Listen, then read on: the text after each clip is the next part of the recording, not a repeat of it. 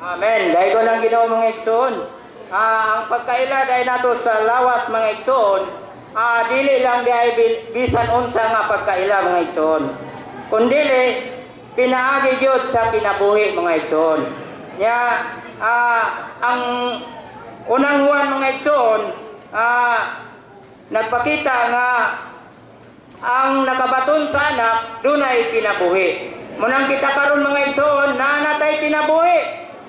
Men, ang Kolosas pud mga igsoon nagsulti nga kung nadayag na si Kristo nga atong kinabuhi, nan ipadayag usab ta niya diha sa himaya.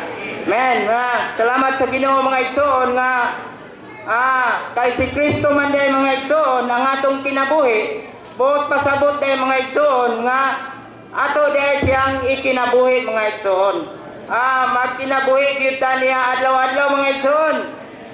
Ipakita pag diri mga igsoon nga ang pagkaila sa lawas mga igsoon, mao day ni resulta sa pagsinati nato sa kinabuhi mga igsoon o sa espirituhanong pagtubo mga igsoon.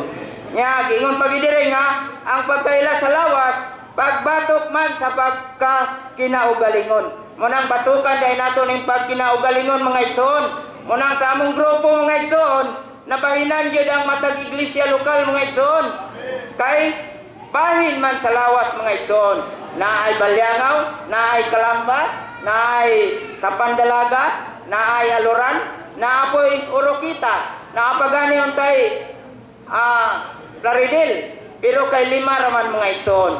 Munang kinahanglan day mga igsoon ang matagbahin magpangsyon day mga igsoon. Kay mga bahin man ta sa lawas mga igsoon.